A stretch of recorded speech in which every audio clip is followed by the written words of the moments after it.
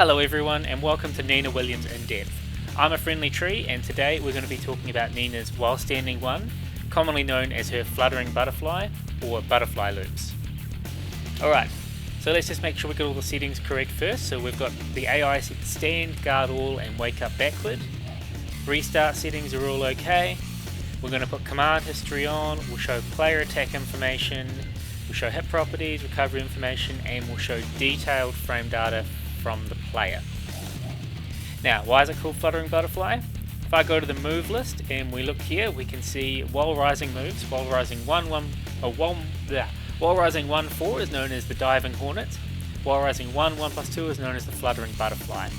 So these both come from the while rising 1 move, which is what people often refer to as the butterfly loops. But the move, of course, comes from while rising 1+2, which is the whole string.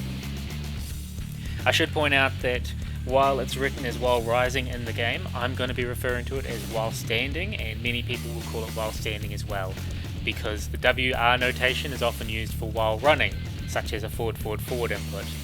So as to not get confused with writing, we do WS instead of WR for moves that come from crouch. Alright, so let's have a little bit of a look. The move itself, as I said, it's while rising or while standing. So you have to be crouching, you let go of neutral. As you let go of the neutral button, you press 1. So that's on its own. The 1-4, that's the diving hornet. The 1+2 is the fluttering butterfly. And that's what they look like. So the first hit itself does 17 damage. We can see from the frame data it's 13 frames startup, so that's the fastest it can possibly come out is 13 frames. It says 13 to 14 there, which means it's got 2 active frames that it can make contact with the opponent. On hit it's +5, on block it's +6. Sorry, on block it's -6. If you look at the ranges, at about 2.7 it's going to whiff, 2.4 it's going to whiff, forward a little bit. About here's where it's going to hit. Oh, no. So about 2.2 or 2.15. There you go. So I'd say about 2.15 is the safe zone to say it's in range to hit, okay? So that's the range of it. I should also point out it does track a little bit. So if we were to set the AI, let's say we'll go guard all, sidestep left, at -5, it's going to catch sidestep left and sidestep right.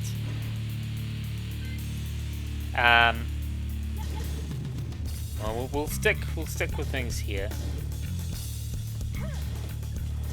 If maybe if we let it hit +6, it's going to catch.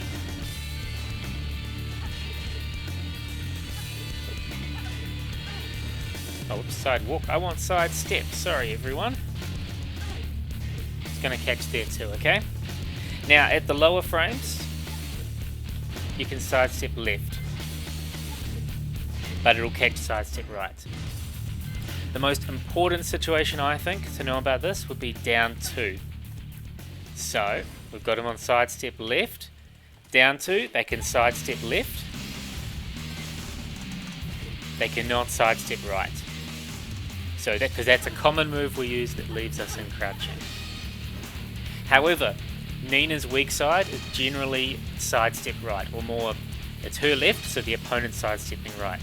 So this is a good move to use in general when they're thinking, oh, Nina's linear, oh, I can step her. Oh, hold on, you've got this great move that tracks. You've also got other homing moves, of course, but this is a good option to use in neutral for that reason. Go. Well, guard all, stand, guard all. Yep. Okay, let's talk a little bit more about the extensions, okay? So, while standing 1 on its own, like I said, does 17 damage. Oh, while standing 1+2, 35 damage in total, okay? This is a mid-high-high, natural combo. That means that this can be used as a 13 frame while standing punisher, or anything up to really 18, well, anything up to 18 frame when you recover crouching. This can often be your best option, unless you're really good at doing crouch cancel reverse ivories, which can work as a 17 frame. But that's tricky. Sometimes while standing 2 won't reach, so while standing 1, 1+2 is our go-to punisher there. It's a natural combo. It causes a tail spin in the air. It can also cause a wall break, or a wall splat, or a balcony break. So that's Fluttering Butterfly. What about Driving Hornet? While standing 1-4, we can see this is not a natural combo. Oh, we key charge. Still not a natural combo, okay? The second hit does 20 damage and is a launcher though. So, easy combos. Yeah. This is good, it's a good mix-up, because you've got the highs, they might try and duck, and then you've got the mid here. A big catch here is, if we go, maybe if I go record,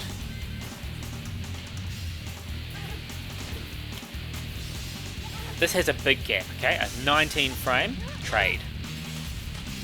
So that means anything under 19 frames will interrupt. Meaning you can get a lot of damage or the opponent can get a lot of damage if they think you're doing this. Also, I wanted to point out sidestepping for this too, okay? So while standing 1, 1+2, sorry, let's set them to guard all. They cannot sidestep left, but they can sidestep right while standing 1, 1+2.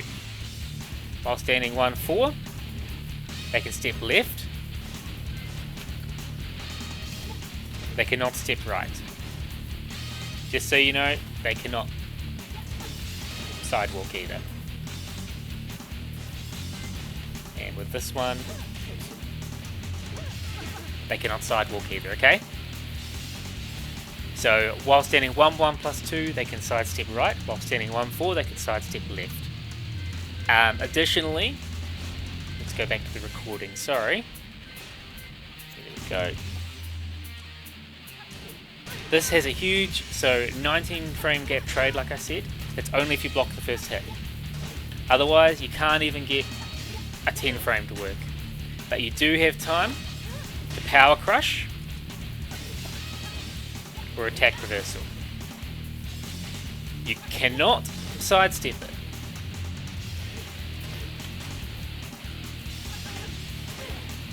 You also cannot use things like Nina's back 1 to evade it. So on hit, that becomes a good mix-up. That's just showing that as a 13 frame punish, sometimes it's a valid option to do while standing 1-4, because the while standing 1 into the 4, they have to either power crush or reversal. Of course, if they can power crush, that means they can also do things like rage arts, remember that, okay? Okay, so for inputs, I wanted to show you all how I do things with the stick, okay? So before we talked about while standing 1 being from crouching, letting go, and doing a 1. That's how you do it from a crouching position. But of course, if you're going to be using it in combos, trying to duck and get it is very difficult. If someone could do that, man, I'd love that. I mean, it sounds like it's a tool assisted sort of thing, doesn't it?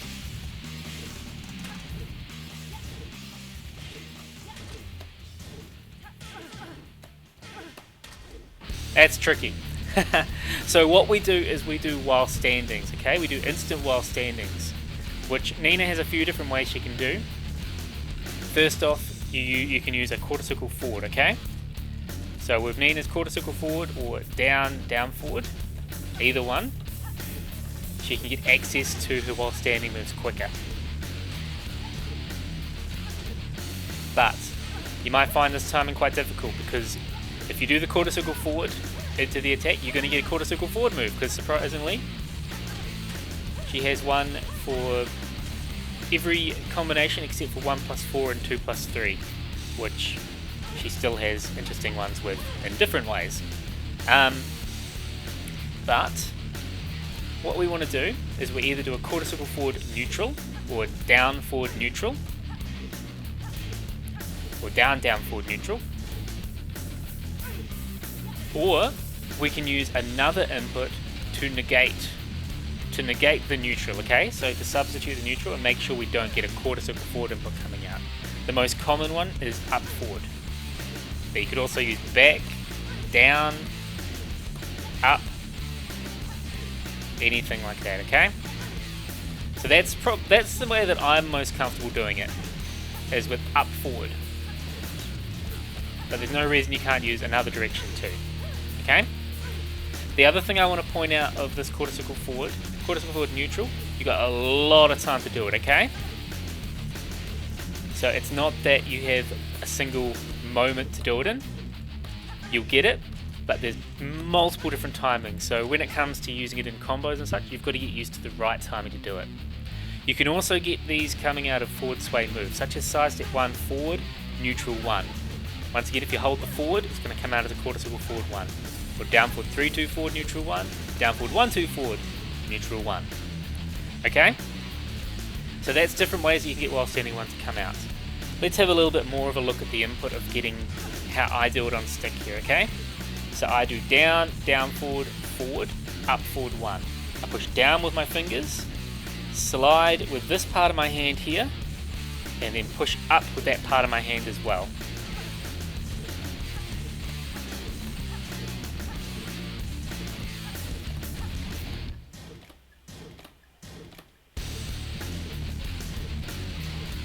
If you find yourself getting either a jab, or if you're getting a jab, it means the down's not registering.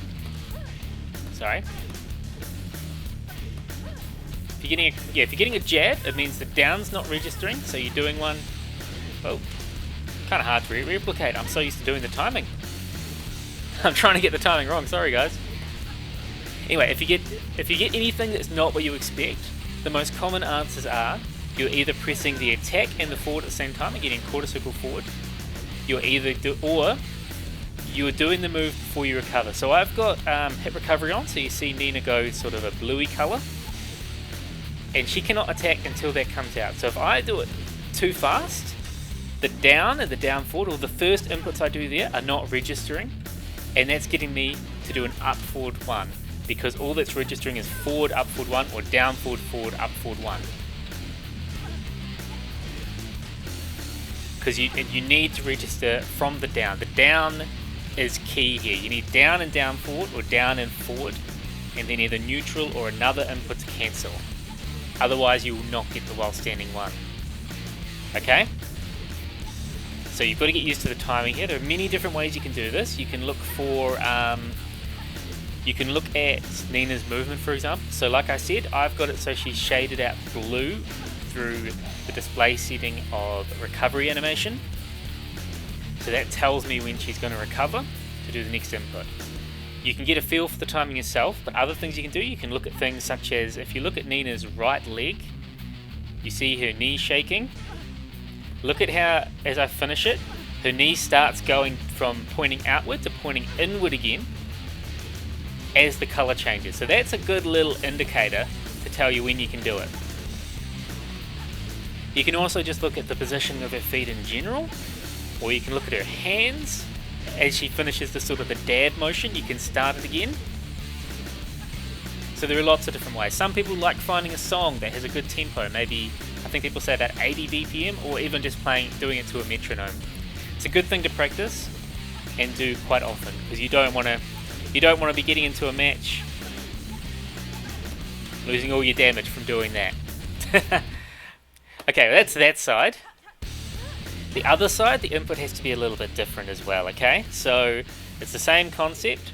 I'm doing the quarter circle forward, up forward, or quarter circle forward something. Or you can do the quarter circle forward neutral. Exact same concept there, okay? But this time you got to use your thumb if you're playing on stick. So I push down and then push with my thumb to forward. So down, push to get the down, down, forward, forward. Then I push up again with my thumb.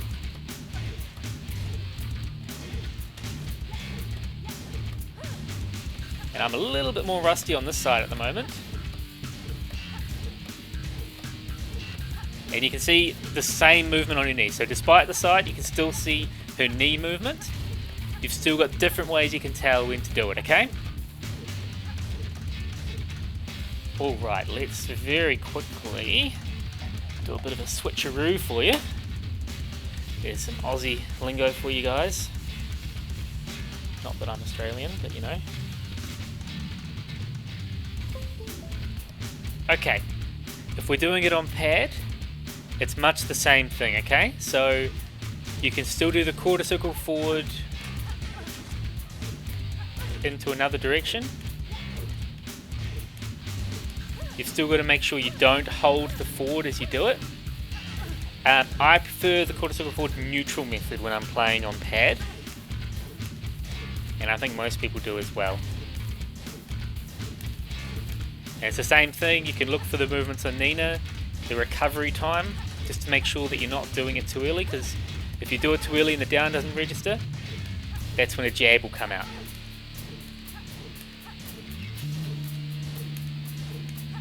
Okay, so I'm just sliding my thumb from down to forward.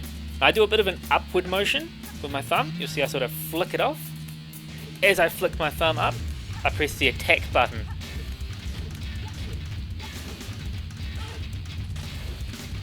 On this side, it's the exact same thing, okay? I do it exactly the same.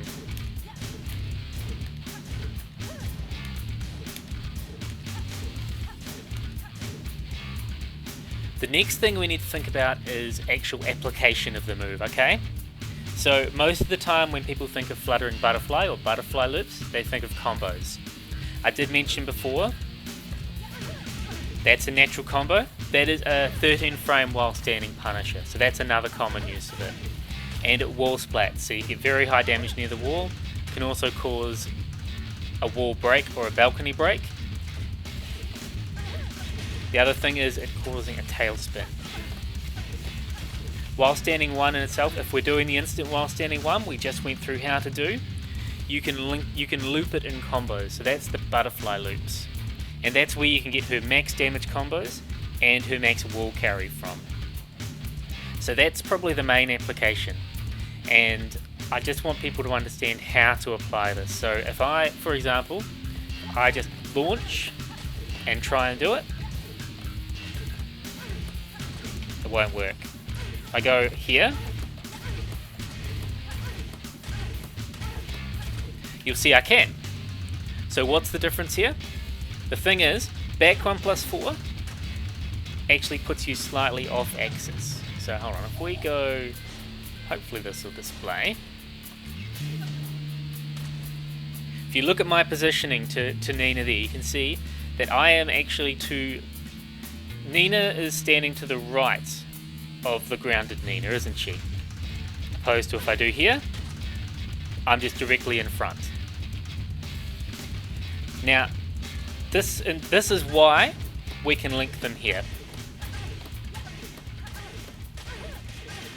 It's because Nina is slightly to the right. If you want to do this, you need to be slightly to the right. If I go to the left here, I can't link them. If I'm straight, I can't link them.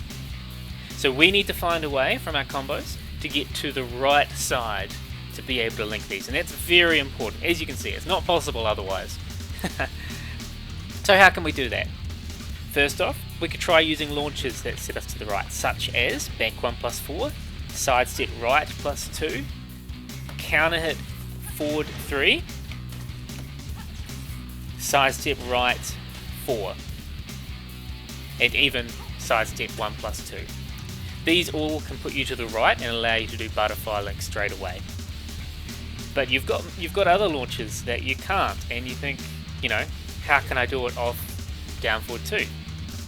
Well, we looked at that positioning there, and you can see I'm directly right in front, but we can use moves during the combo to help realign us too. Probably one of the key moves that you should be aware of realigning is up forward 4. So it's minimal, but can you see I'm a little bit to the side now? So here, we're right there, right straight on. Now, we're a little bit to the side. So that's where you can do things like, oh, it's only a tiny bit. The further you go, the easier it is. So what we can do there, up forward 4 sends us slightly to the right. Up forward 4, micro side step down forward 1 is very common and allowing you to do more, okay? So you can see there I'm quite a bit to the right now, aren't I? Alright, so that's one option we have. Another common one is what we call the Jap combo, and that's where you use things like down forward 3 to side step cancel into side step 1.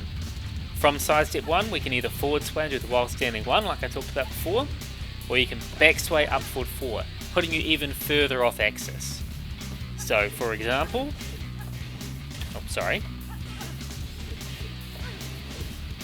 you can see we're quite off axis here, aren't we? So, yeah. Okay, so that's another option. Something else we could do is something like an early tailspin. Okay?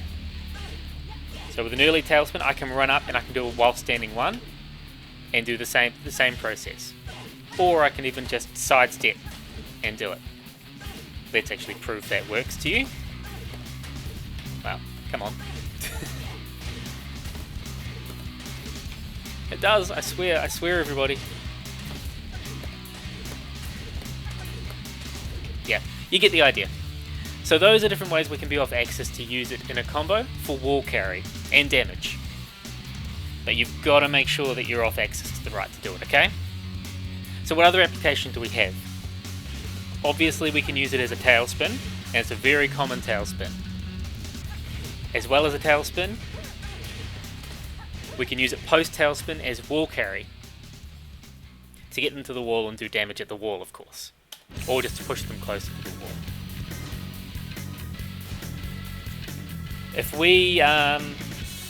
If we're not near the wall, there are still options here.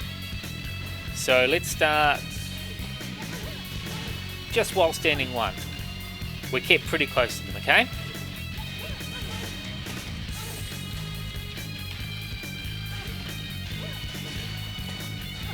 So it can be an option for you to continue your pressure.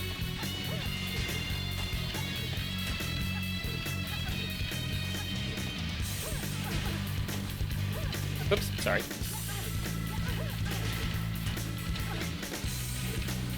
So it's an option you can use there. You can use that exact same thing for a relaunch. Please note you cannot tailspin again in that situation, so it's not going to be an infinite unless they do nothing the whole time, in which case you could do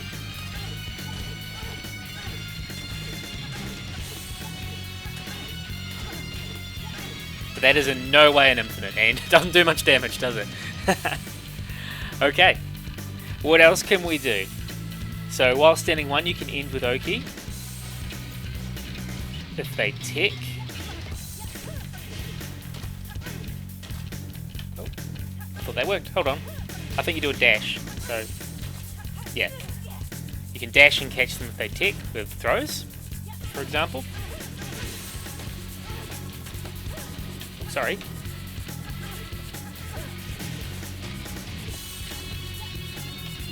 If you time it right.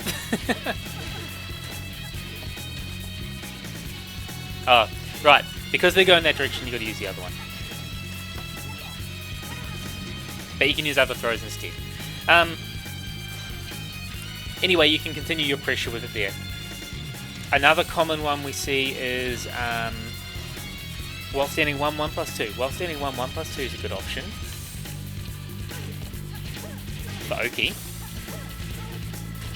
Simple option is doing a while standing 1 there. If they back rise there, there's nothing they can do. Like no pressure they can continue. It'll get up mid kicks. Oh, it'll be get up low kicks.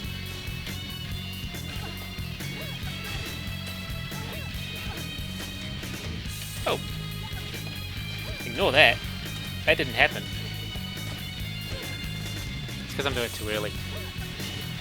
Do a triple dash. Oh my god, do a triple dash and then do the actual move, and then you'll see what I mean. It can relaunch. Once again, mind you, not an infinite. Nah, I think you get the idea there. The other thing, oh right, I forgot. The other thing about just doing instant while standing 1 is the cross-up Oki. So if we're tech rolling left, for example, you can use this for Oki. Oh, come on. There we go. Cross up. And if they tech right, you can use it to get the cheeky wipe the floor. That leaves you back turned and gives you different options. Alright, so that's how you can use it Oki wise. I also mentioned before about using it for neutral. So because it sidesteps right, it's a good option to use for neutral. You can use it just for pressure anyway, because it leaves you at +5, okay?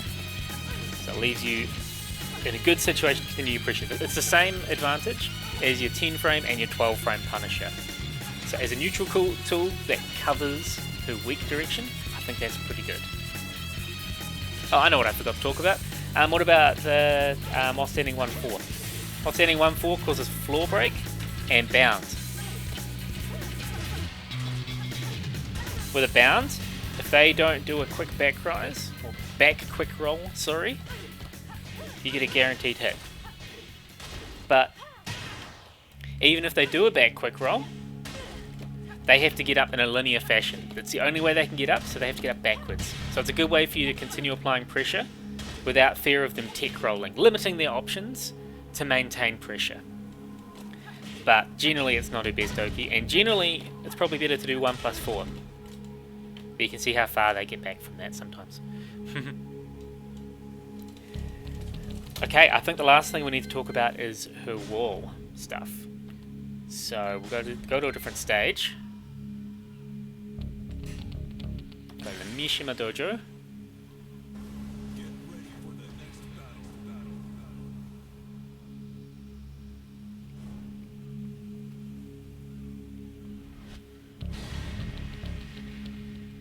So with regards to the wall, it can be used in a couple of different situations. So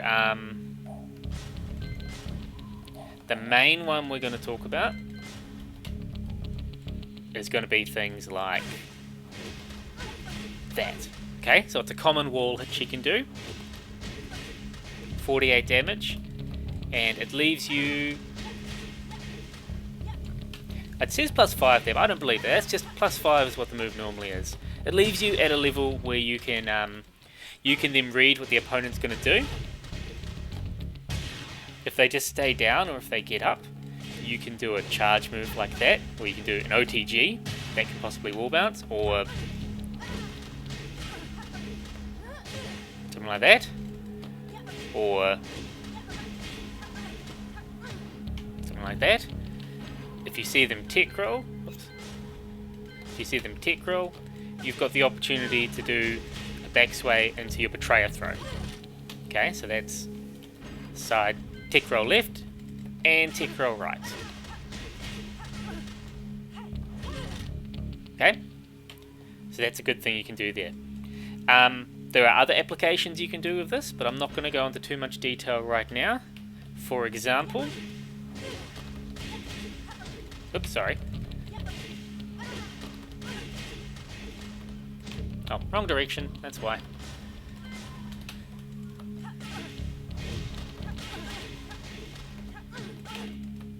Bit too slow.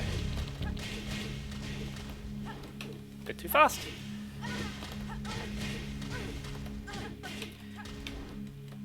You can use it for cross-ups, just like you can other things, but it's a little bit finicky, and it depends on the character. So I reckon I'm doing it too fast there.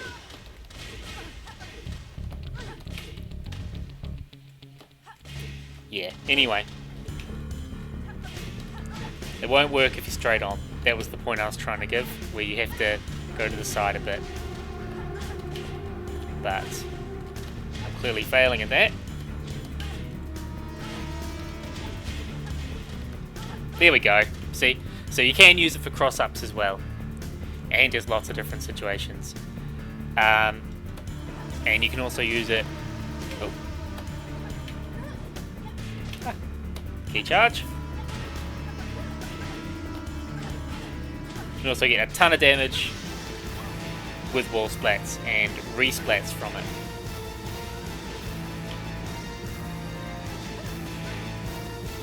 Oh. As long as you're consistent with what you do.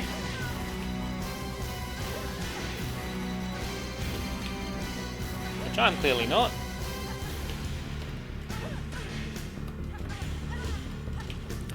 That's what I wanted.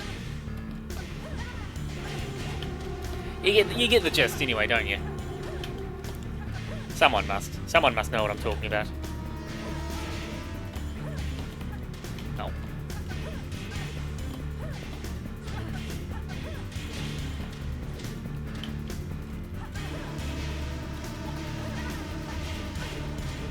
Yeah, you got options like that from the wall splat too. Okay. I think that's everything we're going to go through with regards to the while standing one and the butterfly loops and the fluttering butterfly. Thank you very much to everybody who's watched this video. I hope it wasn't too lengthy or too boring. Please comment below if you've got any questions about the move and any application of the move that you'd like to know about, or if you've got any ideas yourself. There's plenty of things that I haven't included in this video and I'd love to hear them. Also, if there's anything else you'd like me to go through in the Nina Williams in-depth series, please comment below and let me know. Alright, thank you very much everyone, please like and subscribe, and I'll see you again soon.